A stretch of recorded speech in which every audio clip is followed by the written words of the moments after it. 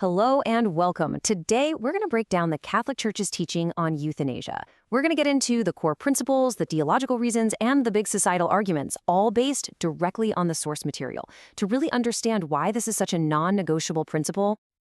So where does this all start? Well, it all comes down to this one single idea you see right here, the absolute sanctity of human life, from the very beginning at conception to its natural end. Seriously, everything else we're going to talk about flows from this one foundational belief. It's the bedrock. Okay, so first things first. To really get a grip on the Church's position, we have to be super clear on the words we're using. Euthanasia might come from the Greek for a good death, but in this teaching, the definition is incredibly precise. It draws a bright line between what's okay and what's absolutely forbidden. Okay, look closely here. The absolute key word in this definition is intention. This is a huge deal. This isn't about, for example, a patient dying from an unintended side effect of powerful pain medication. Nope. This is about any action, or even a deliberate inaction, where the specific goal, the whole point, is to cause death, to end someone's suffering. That distinction, it changes everything. And this right here, this is where the rubber meets the road. On one side, you have intentionally causing death, direct euthanasia or assisted suicide. The Church is crystal clear. That's viewed as murder. But on the other side, you have something totally different, allowing the natural process of death to happen. This means a person can say no to treatments that are just too burdensome or aren't really helping. See the difference? One is causing death. The other is accepting a natural death. It might seem like a fine line, but in this teaching, it's a moral Grand Canyon. All right, so we've got the what figured out. We know the definition.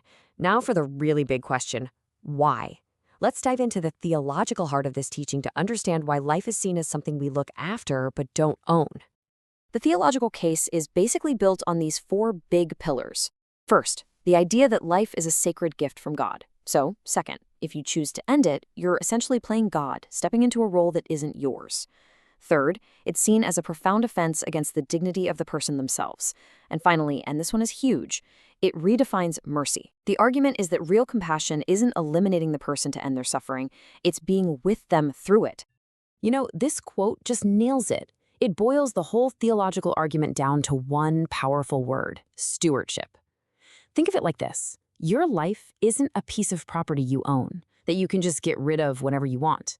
Instead, it's this incredible, precious gift that's been entrusted to you. Your job is to care for it, not to dispose of it. Now, the Church's argument doesn't stop at theology, not at all. It also raises some pretty serious alarms about what could happen to all of us as a society if euthanasia becomes legal. This is where we get into that famous slippery slope argument. So the first big societal worry is all about the medical profession. I mean, think about it. The whole point of being a doctor, the oath they take, is to heal and preserve life. The argument is, if you suddenly task them with ending life as well, you fundamentally corrupted their mission. The art of healing gets twisted into an act of killing. Then there's the second major concern, pressure. And this is aimed at the most vulnerable people in our society, the elderly, the disabled, people struggling with depression.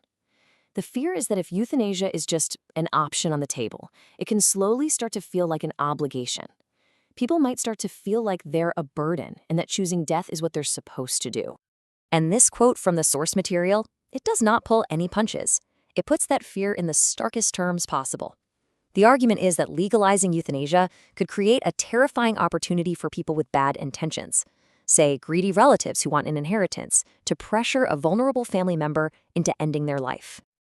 And yeah, we have to talk about the money. Let's just be blunt about it. Long-term, compassionate palliative care is expensive. Ending a life is, well, cheap. So the source raises a serious alarm. What happens when a health system or an insurance company is looking at the bottom line? Is there a risk they might deny costly life-extending treatments, but be all too happy to approve the far, far cheaper option? And the argument is that these worries aren't just theoretical what-ifs. The source material points to real-world examples from places where euthanasia has been legalized. You see things like the practice expanding in the Netherlands to include unbearable mental suffering, or in Belgium, where age limits for children were actually removed. There's even organ harvesting from euthanized patients. The point being made is that once you open that door, the line just keeps moving.